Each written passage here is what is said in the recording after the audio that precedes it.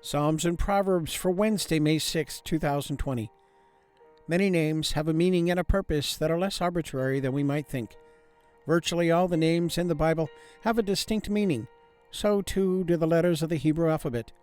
Psalm 119 is an acrostic of those 22 letters with 8 verses for each letter. Zayin is the 7th letter of the Hebrew alphabet.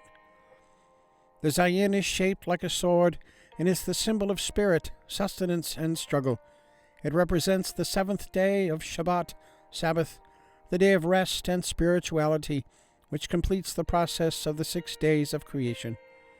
It includes the 6 days and 6 directions of physical reality, but also stands as a unique 7th principle, or energy, the spirit which activates the physical.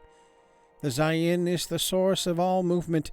It is an impregnating principle which activates the creation. Zayin is drawn with a vav, with a crown on top of it. The vav is related to the Or Yashar, the direct light of the Creator coming down into the created world.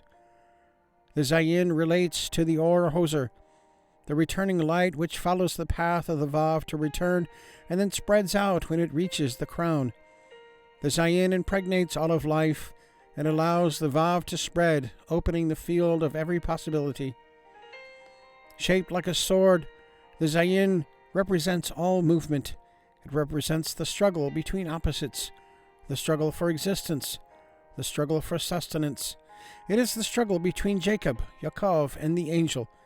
It is the power within a person that causes them to speak, initiate, and live. Interestingly, Zayin is also the source of rest. It teaches us to harmonize between the spirit and perfection, related to the 7th day of rest and the matter of the 6 days of work. Psalm 119, verses 49 through 56, New King James, Meditations on the Excellencies of the Word of God. Remember the word to your servant, upon which you have caused me to hope. This is my comfort in my affliction, for your word has given me life. The proud have me in great derision, yet I do not turn aside from your law. I remembered your judgments of old, O Lord, and have comforted myself. Indignation has taken hold of me because of the wicked who forsake your law. Your statutes have been my songs in the house of my pilgrimage. I remember your name in the night, O Lord, and I keep your law. This has become mine because I kept your precepts. Proverbs 27, New King James, My son, be wise. Do not boast about tomorrow, for you do not know what a day may bring forth. Let another man praise you, and not your own mouth, a stranger, and not your own lips. A stone is heavy, and sand is weighty, but a fool's wrath is heavier than both of them. Wrath is cruel, and anger a torrent, but who is able to stand before jealousy?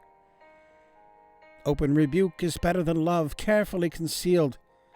Faithful are the wounds of a friend, but the kisses of an enemy are deceitful.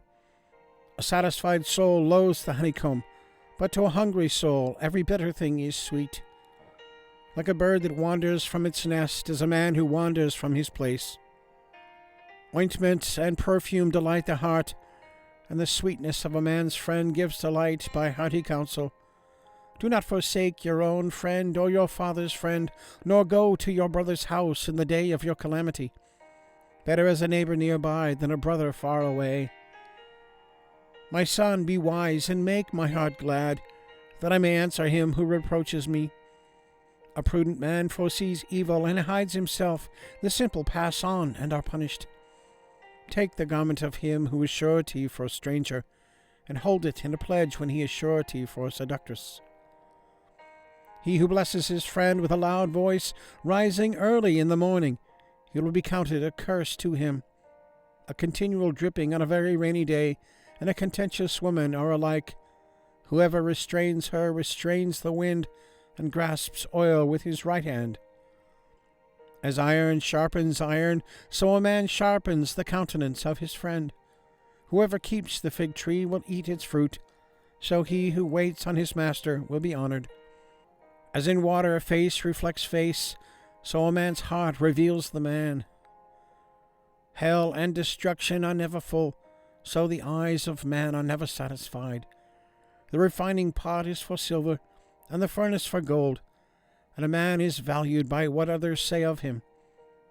And though you grind a fool in a mortar with a pestle, along with crushed grain, yet his foolishness will not depart from him. Be diligent to know the state of your flocks, and attend to your herds. For riches are not forever, nor does a crown endure to all generations. When the hay is removed, and the tender grass shows itself, and the herbs of the mountains are gathered in, the lambs will provide your clothing, and the goats the price of a field. You shall have enough goat's milk for your food, for the food of your household, and the nourishment of your maidservants. All right, and the links are there as usual if you'd like to check that out. So give it a thumbs up and click subscribe, and leave a comment, question, prayer request. Love to hear from you. So have a great day. God bless. We'll see you tomorrow.